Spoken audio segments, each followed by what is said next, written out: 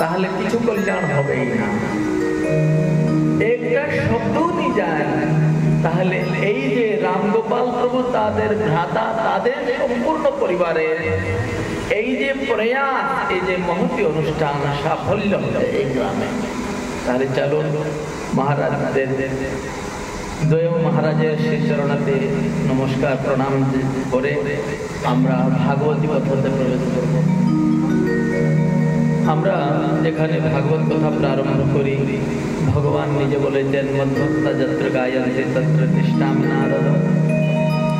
আমি পূর্বে বললাম ভগবানের নামের মহিমাই কীর্তন করব, আর কিছু করব না, এই আমার তো শ্রী আমাদের ব্রজের আরাধ্য দেব, তিনি গোস্বামীর প্রাণধন, और বিশেষ করে গোপাল ভট্ট গোস্বামীর প্রাণধন সেই যে রাধারমণ লাল, তাকে আমরা নিমন্ত্রণ করি, তিনি এসে আপনাদের হৃদয়ে বিরাজমান করুক, তারপরে ভাগবত কথায় শ্রবণ করব। বলি শ্রী রাধা রমণ লাল কি জয় হো, जय जय राधा रमण, जय जय नवल किशोर, जय चित चोर, जय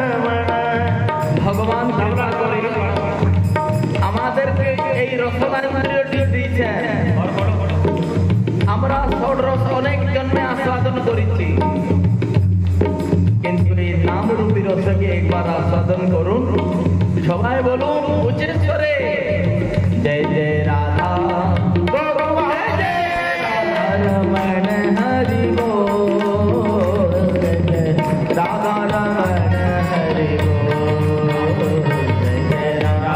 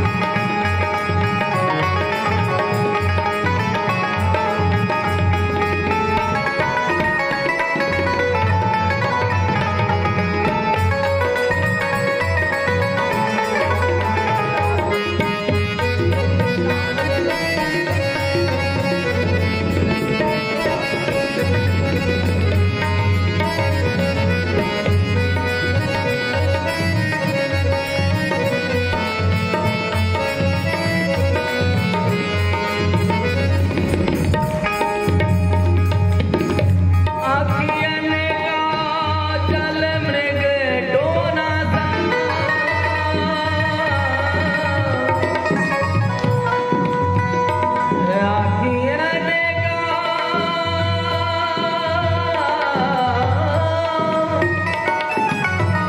श्री राधा रमण लाले नेत्र तीरो का रसिक आस्वादन करे छे लजेले सकुचिले ठाकुरेर नेत्र लजिले सकुचिले सरसिले कटिले कुटिले चटकीले मटकीले रूप के लुभिले कजरीले उनमीले बरे छीले तिरछीले फसीले उगसीले ललित किशोरी भवकीले गर्भीले मानो नैने नंद लाले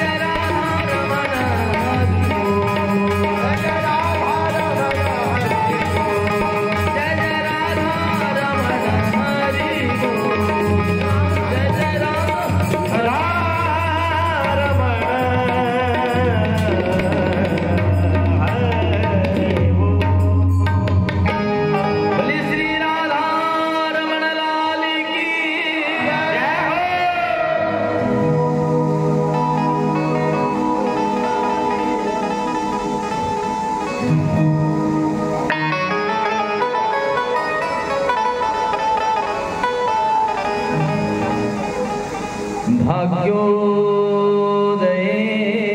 बहुजन्म समर्जितेन सत्संगमं च लभते पुरुषो यदा वै अज्ञानहेतुकृतमोहवदान्धकारं नासं विधाय तदा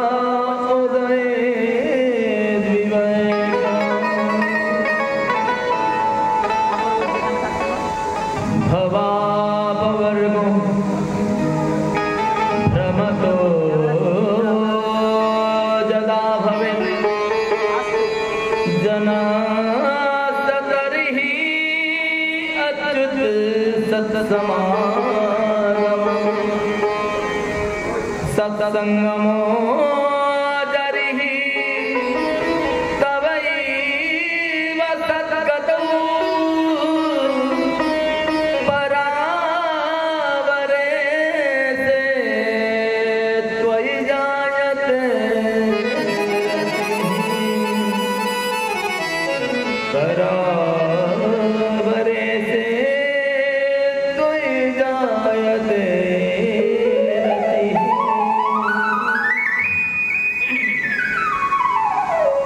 श्री राधा वृंदावन बिहारीर अनंत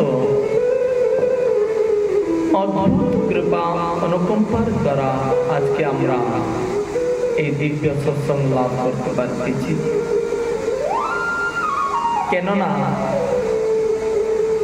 সূর্যবংশী শ্রী মুচকুন্দ মহারাজ যিনি